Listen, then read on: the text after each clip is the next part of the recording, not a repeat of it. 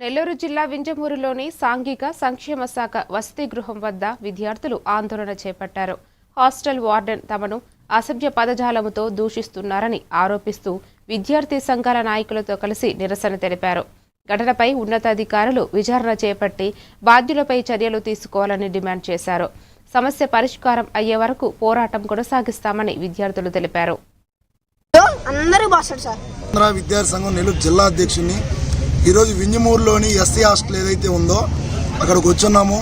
దీనికి గల కారణం ఏంటంటే ఈ హాస్టల్లో ఇంచుమించు 80 మంది దాకా విద్యార్థులు ఇక్కడ ఉండి అక్కడెక్కడి నుంచి దూర ప్రాంతాల నుంచి వచ్చి ఇక్కడ ఎదురుగా ఉండే హై స్కూల్లో చదువుకుంటున్నారు. ఇక్కడ ఉండే వార్డెన్ గారు ఎవరైతే ఉన్నారో ఇక్కడ ఉండే విద్యార్థుల్ని సరిగా చూసుకోకపోగా వాళ్ళని దుర్భాషలాడుతూ ఇష్టారాజ్యంగా భూత పురాణాలతో వాళ్ళని తిప్పుతూ వాళ్ళని కాకుండా వాళ్ళ ఇంట్లో వాళ్ళ తల్లిదండ్రులను కూడా హింసాత్మకమైన మాటలు మాట్లాడుతూ ఇక్కడ వాళ్ళకి పెట్టే ఫుడ్ ఏదైతే ఉందో కిచెన్ 1 కేజీ చికెన్ 50 మందికి పెడతాను, 1/2 కేజీ తెచ్చి 50 మందికి పెడతాను, నీళ్లు తెచ్చి 1 జగ్గేది ఇస్తాను, మీరు ఇదే తాగాల ఇదే చేయాలా, కోడిగుడ్లు ఏదైతే ఇవ్వట్లేదు, సబ్బు డబ్బులు ఏదైతే గవర్నమెంట్ సబ్బు డబ్బులు ఇస్తుందో అవి ఇవ్వట్లేదు, 4 సంవత్సరాలుగా వాళ్ళకి ఇవ్వట్లేదంట.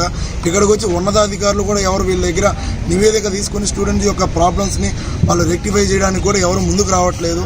అట్లాగే వార్డెన్ కానీ మేము ఇక్కడికి వచ్చి అడిగితే మీరేం చేస్తారో చేసుకోండి, ఈ వార్డెన్ని సస్పెండ్ చేయాలా, మాకు ఆయన ట్రాన్స్ఫర్ వద్దు అంటే ఇక్కడ ట్రాన్స్ఫర్ చేస్తే ఇంకో దగ్గరికి వెళ్ళినా ఆయన వ్యవహార ఇట్లాగే ఉంటుంది కాబట్టి ఆయన సస్పెండ్ చేయాలా. ఏదైతే విద్యార్థులు తమ గోడు నిర్మించుకొని ఏదైతే విద్యార్థులు గతంలో ఈ హాస్టల్ స్టార్ట్ చేసినప్పటి నుంచి ఇప్పటి వరకు కూడా విద్యార్థుల పట్ల కనీస వసతుల పట్ల వార్డెన్ గారు భాస్కర్ గారు ఎవరిస్తున్న తీరును చూస్తూ ఉంటే కనీసం ఎస్సీ హాస్టల్లో అసలు ఇతర వార్డునా లేక వ్యక్తిగతంగా దోషంలో దిగుతున్నా అనేది అర్థం కావడం లేదు. విద్యార్థులు తమ గోడిని డీడీ గారి ముందు ఎల్లబుచ్చుకుంటే ఆ విషయాన్ని మనసులో పెట్టుకున్నటువంటి వార్డెన్ గారు ఈ రోజు కక్షపూరితంగా వాళ్ళ వల్గర్గా నోటికొచ్చినట్టుగా తనకి ఏది నోటికొస్తే అది మాట్లాడి కనీసం వివక్షరహితంగా మాట్లాడేటువంటి వార్డెన్ని ఇమీడియట్ గా సస్పెండ్ చేయాలి.